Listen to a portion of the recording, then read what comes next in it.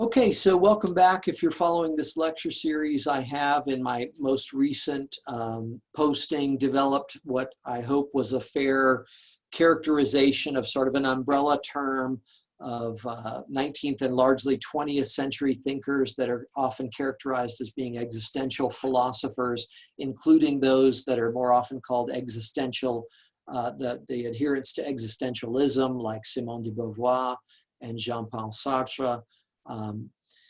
And I have developed for you this idea that there is this kind of recognition on the part of these thinkers, this large, loosely grouped collection of thinkers, that we are confronting a new kind of existential challenge because we are confronting a new set of existential conditions of existence.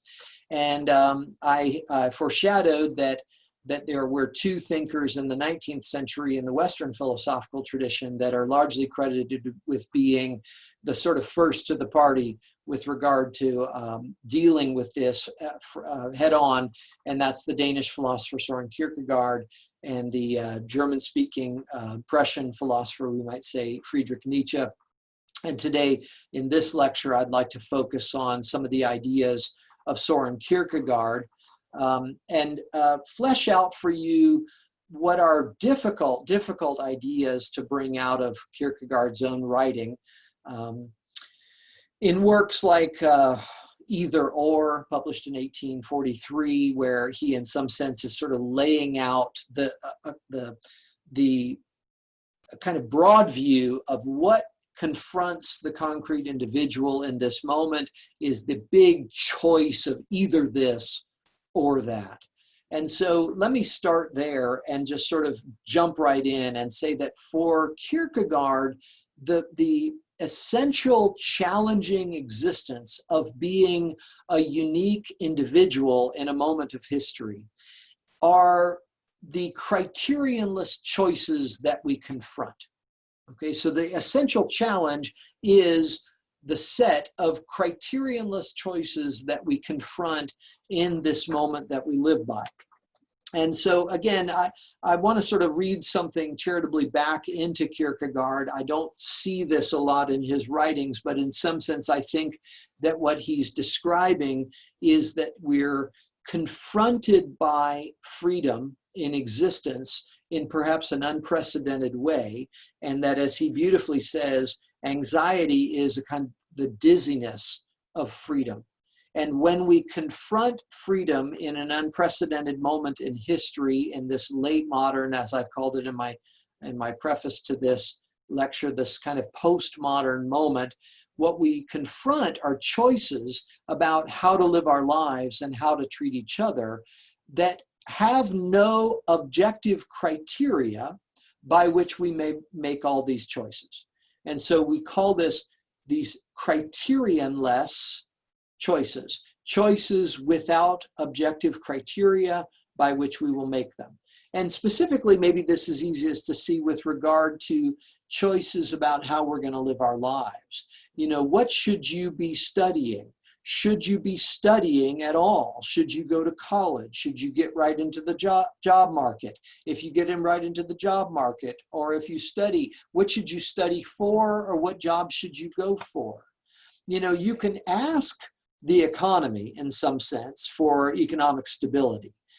But when it comes to being the unique individual that you are, no one has ever, in theory, lived your life yet. What should you do with your life? Should you study? Should you work? If you should work, what should you work? What kind of what job should you work?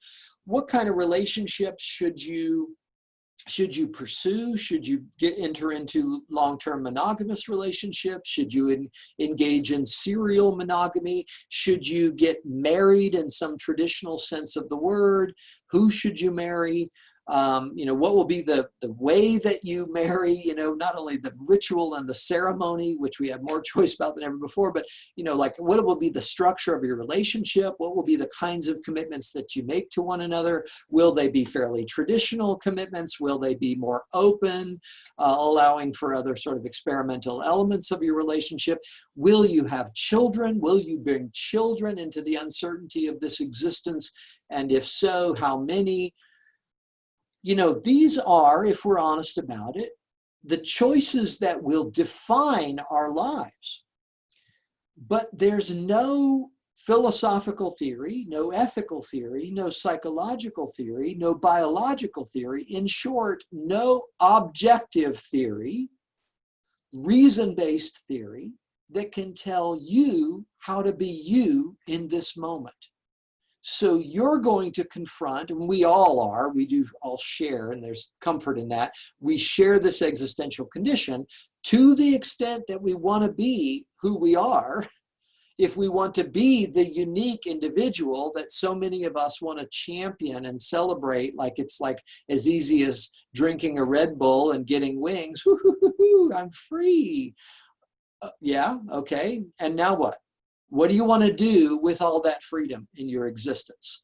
Do you want to fight the good fight? Do you want to go off and live a hedonist existence? Do you want to, you know, go off right now to an island and learn how to play guitar and sit on the corner and play music for change? You know, look, there's many of you who will say, no, not that. Okay, fair enough. But do you realize the extent to which you could choose that? You could hitchhike your way to some place and scrap your way to the purchase of some, you know, low-level instrument and plink your way to some basic ability to play if you choose. You know, and I'm just using that as an example, right? Because in some sense, if you buy that we are free to choose, and again, I know that there is a deeper metaphysical issue about freedom, you know, to begin with, but I want to sidestep that really difficult metaphysical issue of to what extent are we really free. And I just want to talk about the way in which we confront when we wake up in the morning what feels like choices.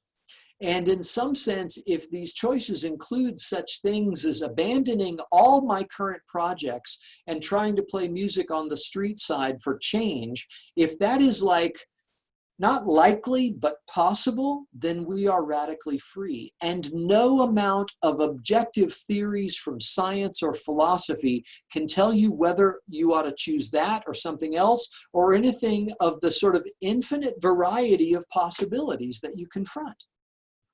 And so here's Kierkegaard describing the condition of the authentic subject. You are not an object.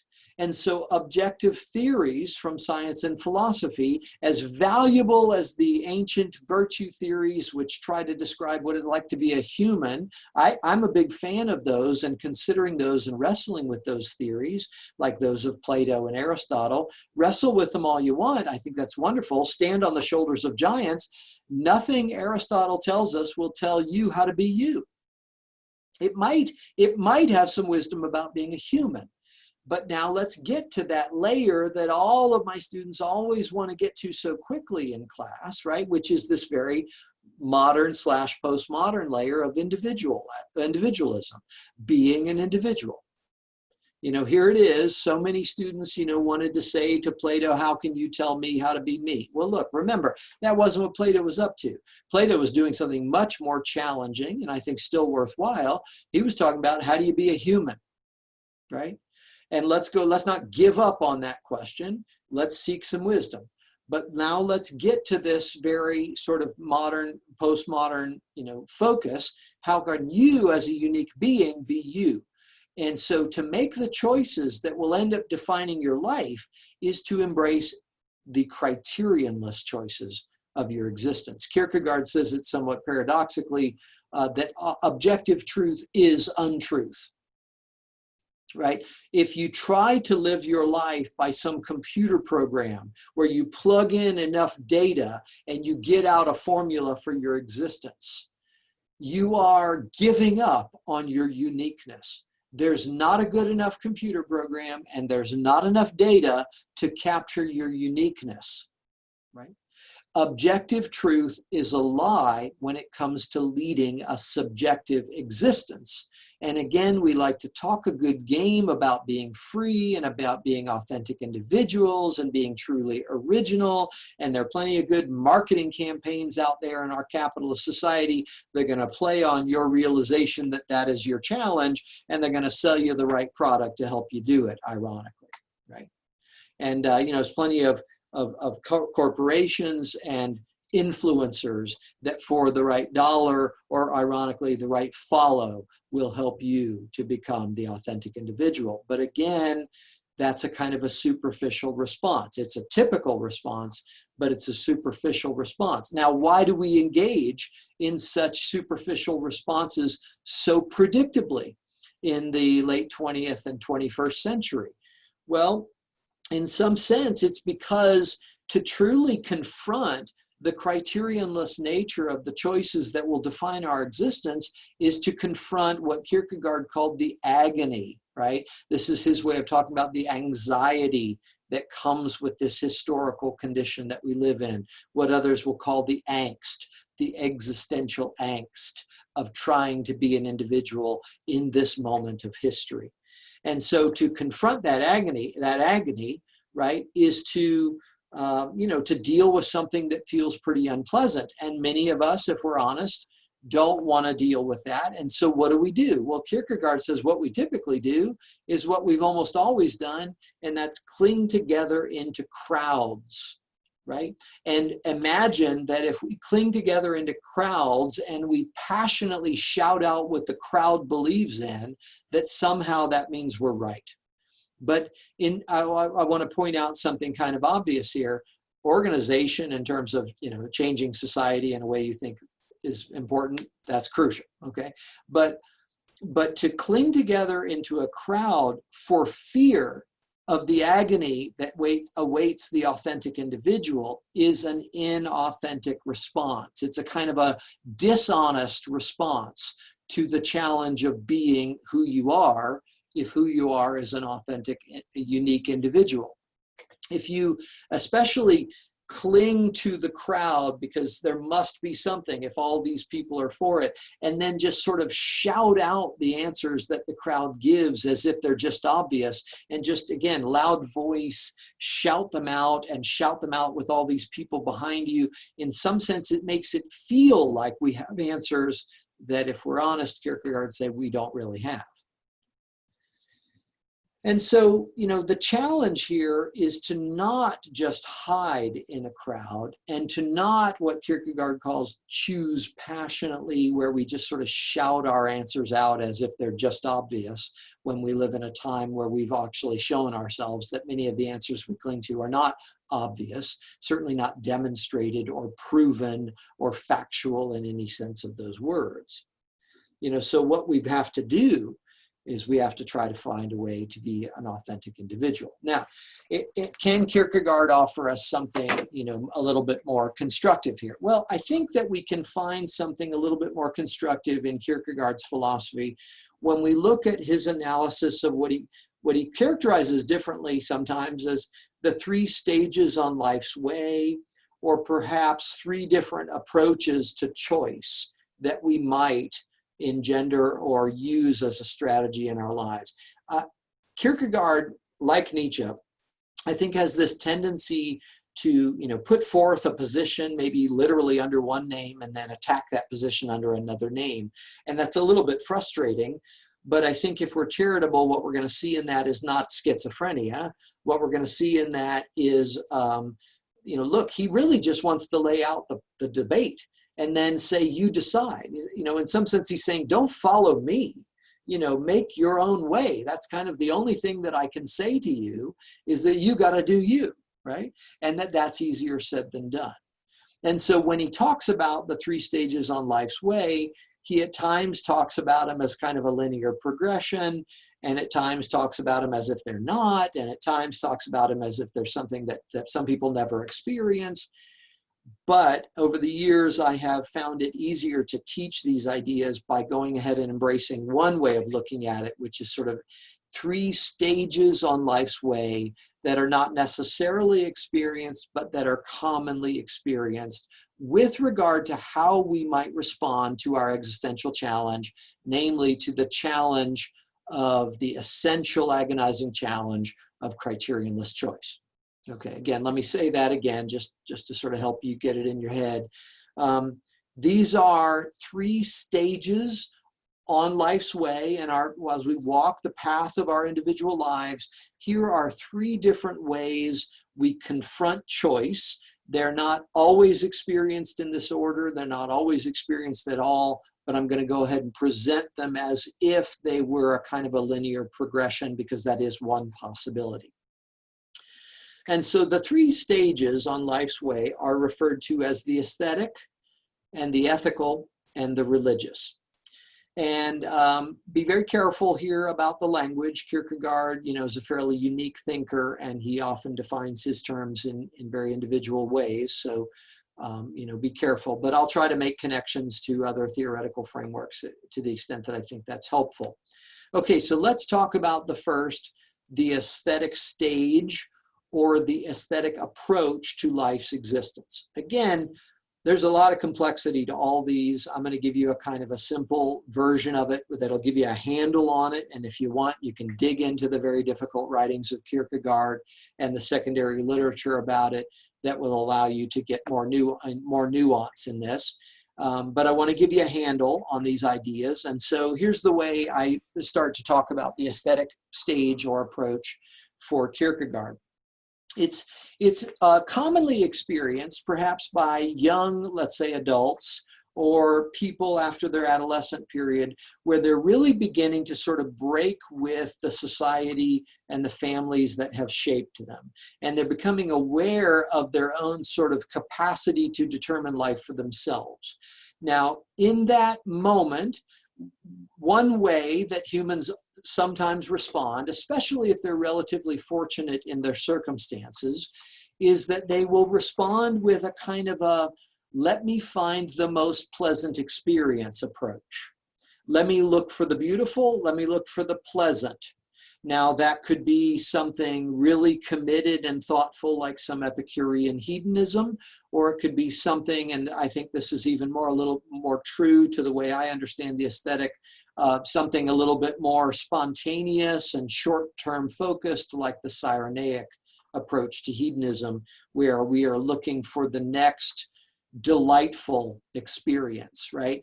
And what's characteristic of the aesthetic approach to choice, in some sense, is a kind of a beautiful spontaneity, but in another sense is a kind of an irresponsible attempt to deny the significance of choice. And this is why it's often experienced early in life, because when we're coming out of adolescence and into young adulthood, again, if we're lucky enough to have kind of a lot of our basic needs met and not live in a highly oppressive scenario, maybe we have the opportunity to explore existence, and we become somewhat enchanted in the sort of fullness and richness of delightful and sensually pleasing existences.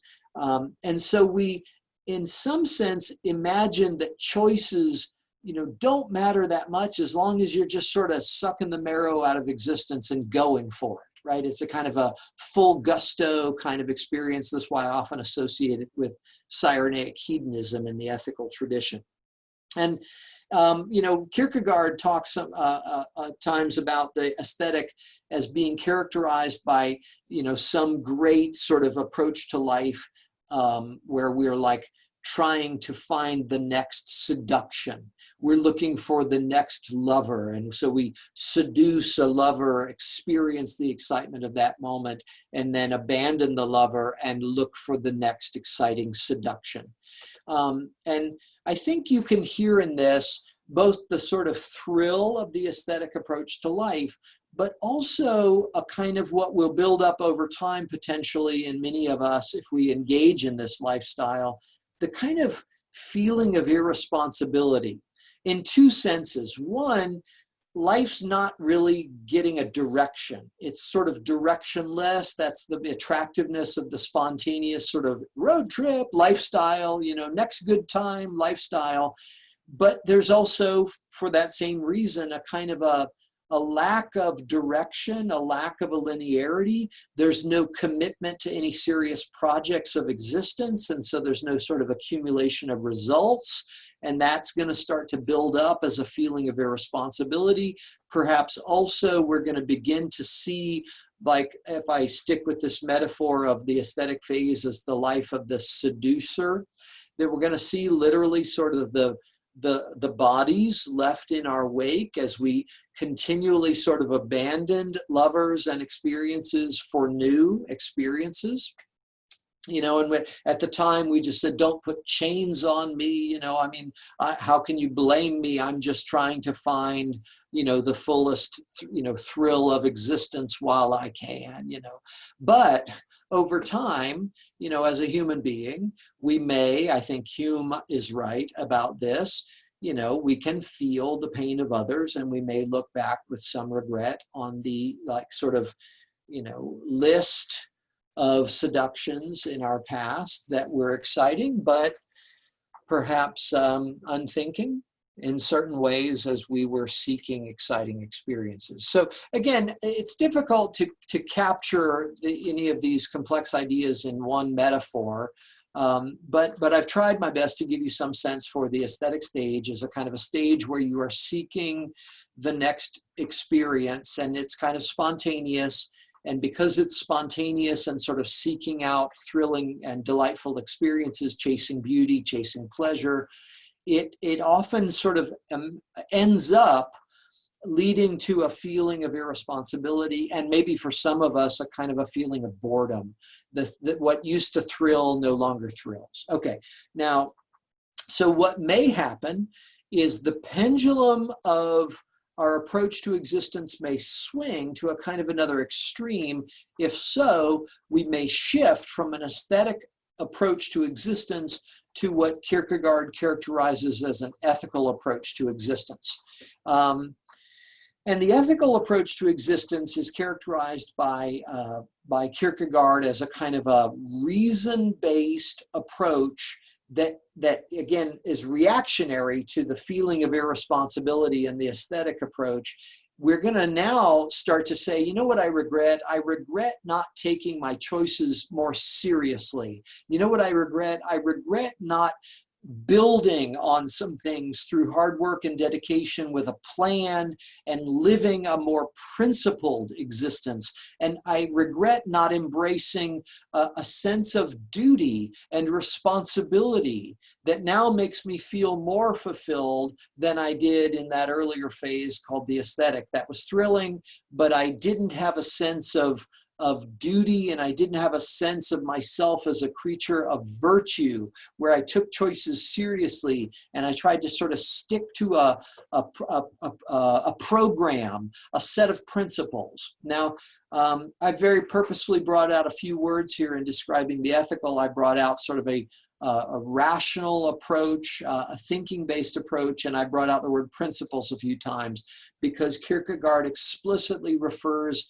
to Kant when he thinks about the ethical approach to existence. And that is, again, like Kant, an approach where through thinking over time, there's this kind of attempted goal to amount to something and to get to a place where we are achieving some things through structure and through principle. Maybe we're achieving careers and families. Maybe we're achieving character development in terms of virtue. Maybe we're achieving a sense of ourselves as good people because we don't, waver from the moral principles that we have tried to reason ourselves to in a more conscientious way than we ever did in the aesthetic approach.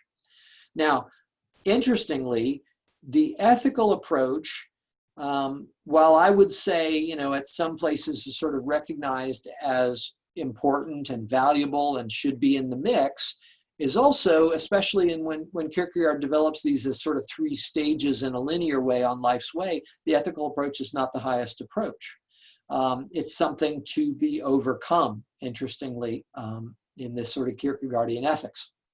And so what he suggests is that what we often experience in an ethical approach to life is that while we do generate a kind of a linear progression in existence, there are going to be moments where we will pause and wonder about the direction.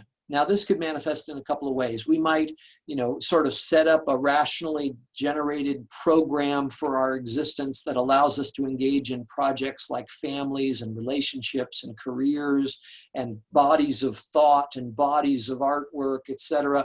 If we're very disciplined about it, we might really start to achieve things. But maybe at some point we look back on that and we say, toward what end and why? And why am I not dedicating my life and my energy to achieving other things? Aren't there some other things that are worth achieving in life? And Kierkegaard say, uh-oh, this is going to be a problem, because that kind of doubt is going to eat away like water at sort of the foundation of the ethical structures that we build in our lives. Let me talk about this in a slightly different way. In an ethical approach to existence, we might embrace kind of reason-based, fairness-based principles of existence that allow us to think of ourselves as people who take moral duties and responsibilities very seriously, people who are building virtuous characters by enacting certain choices over time in a kind of committed and consistent way. And Kierkegaard will say that there's going to be times in which you're going to wonder about the justifications for the principles that you are living by. And in those moments, be very careful. The water is seeping into the foundation, because as you begin to wonder in some kind of almost modern crisis in ethics way as to why you're committed to these principles and not others, and why you are committed to these principles without exception, you are going to lose commitment to your principles. And add one more final consideration. In some sense, I've always thought that the ethical, as Kierkegaard describes it, just commits this sort of fallacy of believing that there's some kind of reason-based program that can lead the life of an individual. Remember, you're a subject, not an object. So no set of principles or rules will ever generate a formula for your unique existence. And so in that way, it seems almost inevitable that whatever ethical criteria that we try to commit to in some ethical approach to choice in our lives, we will invariably, and again, it's not necessary, but many of us will eventually find moments of doubt, right, where doubt creeps in to the ethical paradigms that we've committed ourselves to in order to amount to more than we ever could have in the aesthetic phase. And when that happens, when we begin to violate our own principles and justify that by our unique individuality, we're going to begin to erode our commitment to an ethical approach. And in that moment, again, we might actually slide back to an aesthetic.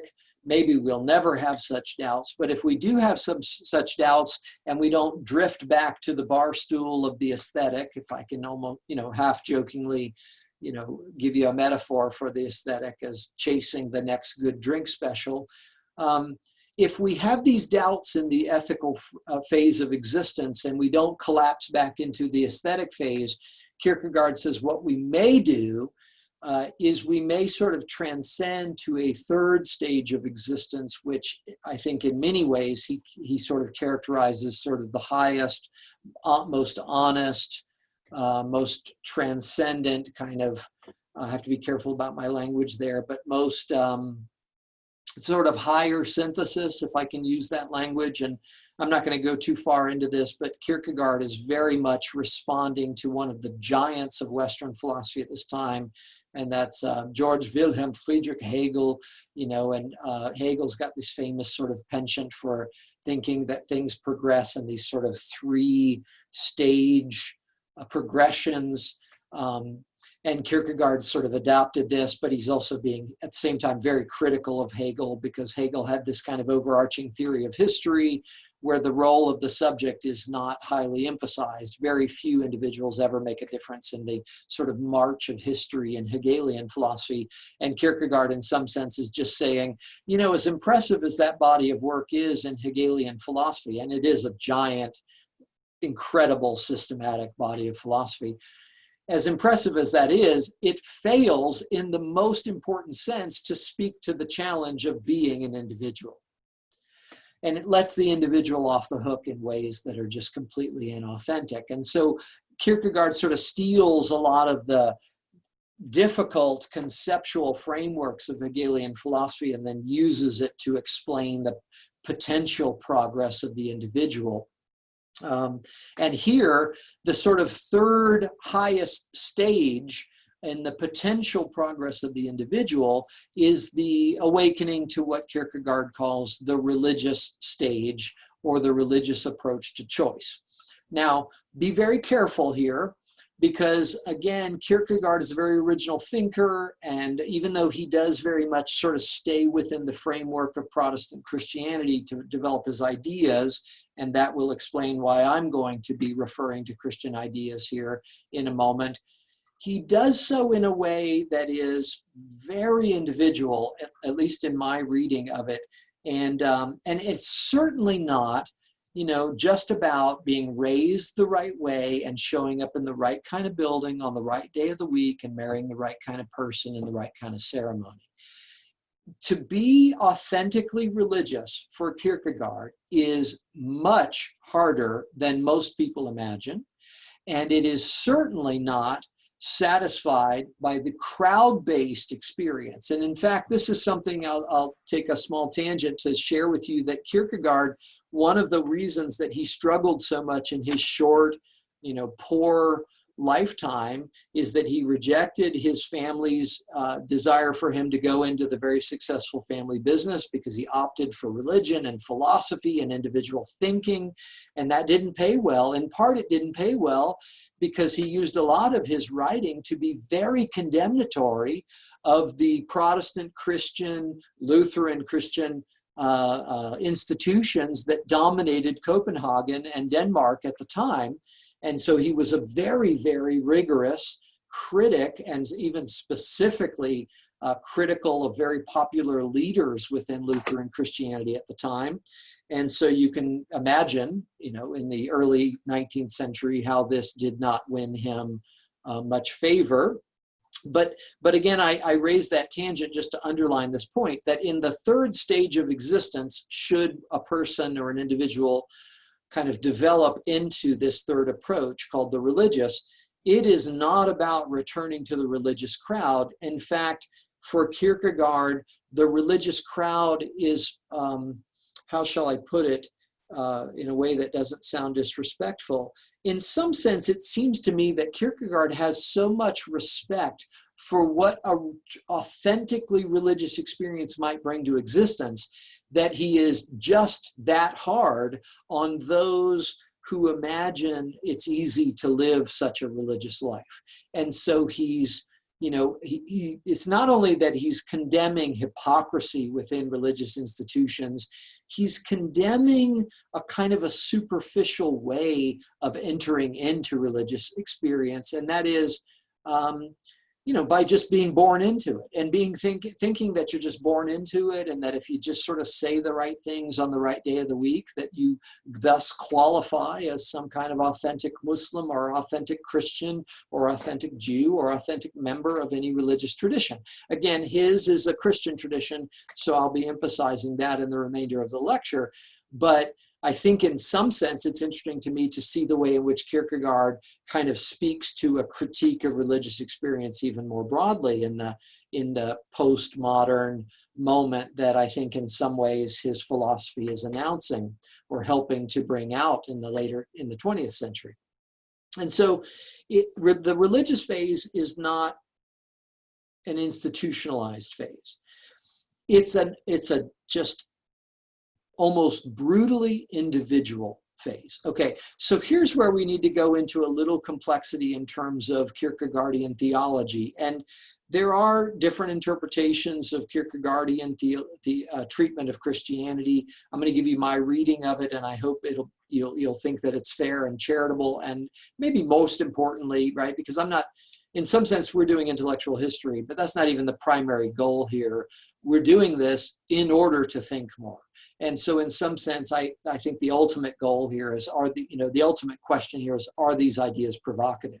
Are these ideas, meaningfully and usefully stimulating to get us to think more about our existence and the condition of our existence. And I hope you'll find that the answer is yes.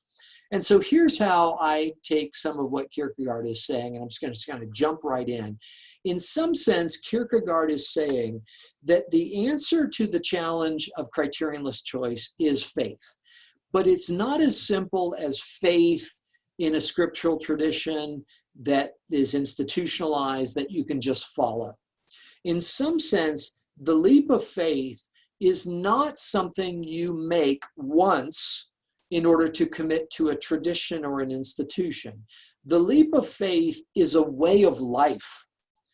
The leap of faith is a willing yourself to believe in something that is beyond evidence, in fact, is itself paradoxical, and in specifically the Christian context, the very idea of the Christ is a paradoxical idea. I think it was Tertullian who said we believe because it is absurd, right?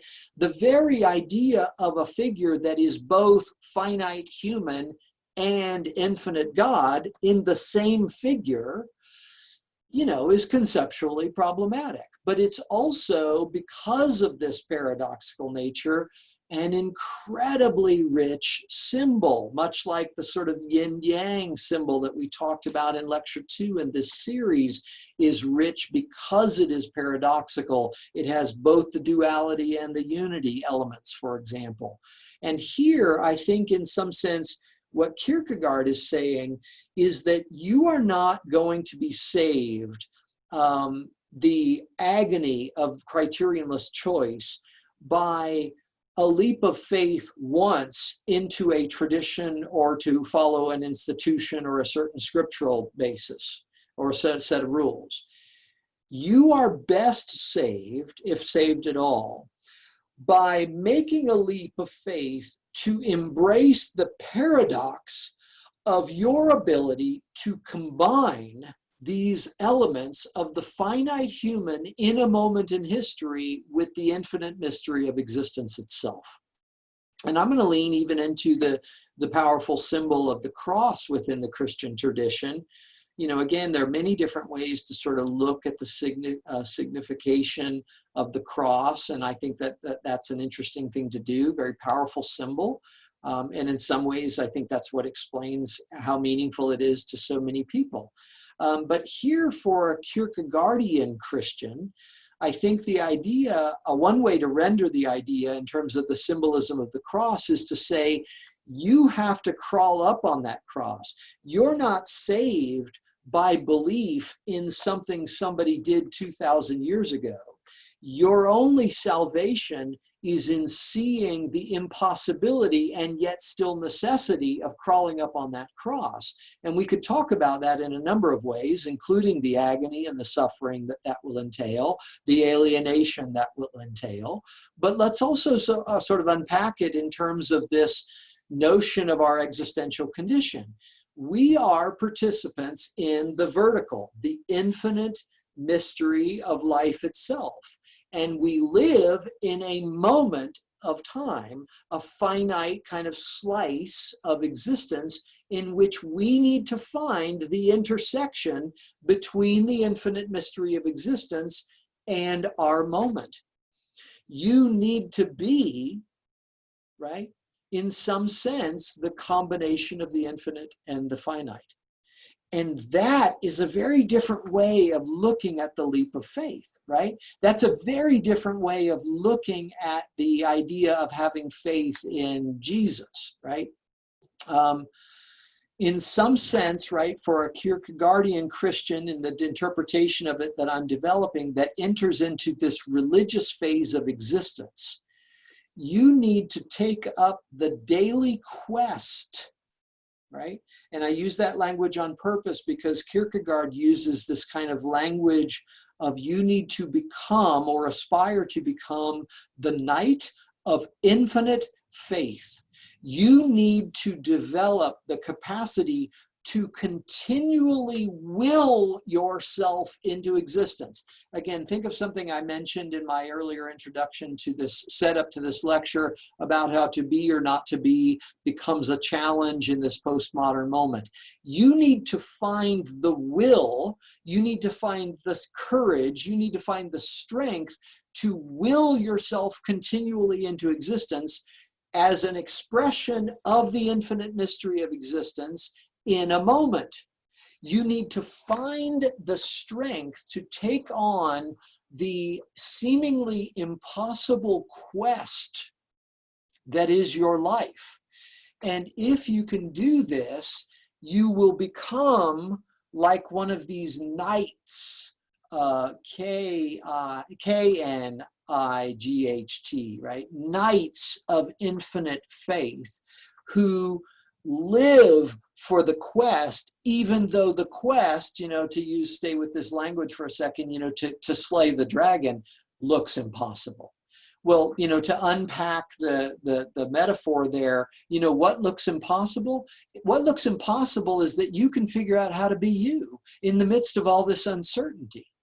And yet, if you can muster the will of the leap of faith, this would be, Kierkegaard says, a combination of the spontaneity, the moment-to-moment nature of the aesthetic, and a combination of that with the seriousness with which you take choices in the ethical at a higher level into a moment-to-moment seriousness about making your life. And that is the most authentic response to this historical condition, the authentically religious approach to the life of criterionless choice. Now, again, I think that because Kierkegaard is this existential theist, this theistic existentialist, because he's speaking to this existential challenge of uncertainty and freedom and choice in the midst of this moment, but yet still employing the symbols of his own tradition, Protestant Christianity, and the vocabulary in terms of faith and God. You need to be this leaping towards the infinite in every day. And it's going to every day come back to be a challenge. And so it's moment to moment. But you don't dismiss the challenge as unimportant.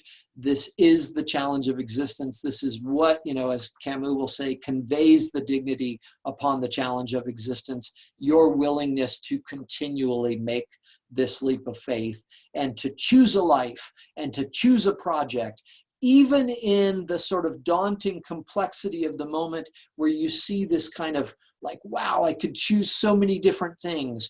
Do you have the commitment of a knight of infinite faith to choose a life and to choose a set of projects and to choose a quest that will bring meaning to your existence, even in the midst of the agony of the uncertainty of existence?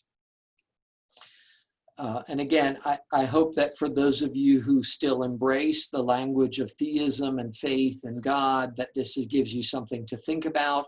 For those of you who have moved towards agnosticism or atheism in the modern age, you may want to look to the language of Nietzsche to speak to this moment in a way that might resonate with you a little bit more, and I'll develop that in my next lecture.